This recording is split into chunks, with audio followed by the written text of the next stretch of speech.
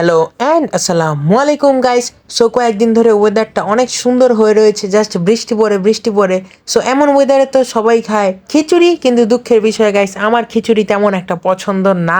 তাই আমি চিন্তা করলাম আব্বুকে ফোন দিয়ে বলে স্টেকের মাংস নিয়ে আসতে। তাই দেরি না করে ফোন দিয়ে আব্বুকে বলে দিলাম স্টেকের মাংস নিয়ে আসতে। দেখেন এখানে আব্বু স্টেকের মাংস নিয়ে এসেছে। এটা কিন্তু গরুর পিঠের যে কাটটা হয় সেটা আপনারা যখন কিনতে যাবেন স্পেসিফিক্যালি আগের দিন বলে রাখতে হবে যে গরুর পিঠের যে কাঠটা আছে সেটা রেখে দিতে, কারণ এটা তো তারা গোস্তের সাথে অন্যান্যভাবে ছোটো ছোটো করে ফেলে। আচ্ছা যাই হোক, দেখেন এখানে সুন্দর করে এটাকে ওয়াশ করার পর ড্রাই করে নিতে হবে। দেখেন এখানে কাঁটা চামচ দিয়ে আমরা এটাকে, আমাদের আসলে হ্যামার নেই, কিচেন হ্যামার নেই, তাই আমরা কাঁটা চামচ দিয়ে কাজ চালিয়ে নিয়েছি। তারপরে একটা প্লেট একটু তেল দিব। এটা আমি এই বছর নতুন করেছি, ইনভেন্ট করেছি। যখন ঈদের পরের দিন আমরা নানু বাসায় আমরা এরকম একটি স্টেক বানিয়ে খেয়েছিলাম, সেখানেও একটু তেল দিয়েছিলাম, তারপর ওইটার উপর সব কিছু দিয়েছি। এটা আমরা দিলাম এখানে সল্ট, ব্ল্যাক পেপার আর আম্মুর একটা স্পেশাল মশলা যেটা আম্মু বানিয়ে রাখে, যেটাকে আমরা স্টেকের মশলা বলি, বাট এটা কিন্তু কোনোভাবে স্টেকের জন্য না। এটা জাস্ট, এটা গরুর গোস্তে, মুরগির গোস্তে দিলে অনেক মজা হয় তরকারিটা, বা যেটাই হোক। রেসিপি দরকার হলে কমেন্টে জানাবেন। তাই আমরা এটা স্টেকে একটু দিয়ে একটা আলাদা একটা ফ্লেভার অ্যাড করে এটা, তারপর এটাকে ভালোভাবে মাসাজ করে দিতে হবে, মিটগুলোকে ভালোভাবে মাসাজ করে দিতে হবে। দেখেন এখানে সুন্দর করে মাসাজ করে সাইড করে রাখছি। আর এখানে অয়েলটা দিলে ভালোই হয়, একটু মশলাগুলো ভালোভাবে লাগে।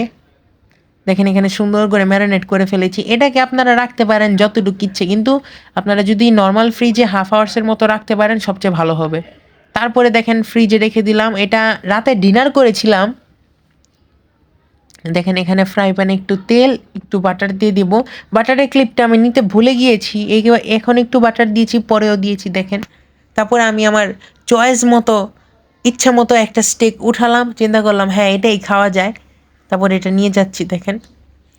সো স্টেকটা আসলে আপনারা কিভাবে ফ্রাই করবেন, এটার ভিতরে অত একটা স্পেসিফিকেশন নাই আসলে। মানে কুকিংটা ইজ অল অ্যাবাউট, মানে আপনার মনে কীরকম চায়। সো এখানে আমি মিডিয়াম হিটেই রাখি, কারণ স্টেকটা আমি ভাজি, আমার ভালো লাগে এটা ভাজতে, মানে দেখতে স্যাটিসফাইং লাগে অনেক। মিডিয়াম হিটে রাখি। দেখেন এরকম একটা কালার হয়ে আসলে ফ্রাই প্যান আর স্টেকটা এক কালার হয়ে গিয়েছে আমার। যাই হোক, আপনাদের যদি এই কালার ফ্রাই প্যান না থাকে, অন্য কালার অন্যরকম দেখাবে। দেখেন এখানে একটু বাটার দিয়ে দিচ্ছি, বাটার আর গার্লিকটা আমরা স্টেকটা প্রায় 50%-এর বেশি হওয়ার পর দিব, কারণ আমরা কিন্তু চাই না যে গার্লিকটা পুড়ে যাক, আর বাটারটা পুড়ে গেলেও কিন্তু খারাপ একটা স্মেল আসবে, সেই দিকে বিশেষ খেয়াল রাখতে হবে। আসলে বাটার যদি আপনি মিডিয়াম থেকে লো হিটের, মানে লো থেকে শুরু করে মিডিয়াম পর্যন্ত রাখেন হিট, তাহলে কিন্তু বাটারটা পুড়বে না, অ্যান্ড গার্লিকটাও পুড়বে না যদি আপনি একটু খেয়াল রাখেন। দেখেন এখানে রেডি হয়ে গেল স্টেক। দেখেন কি সুন্দর করে একটা সিয়ার এসেছে নিচে।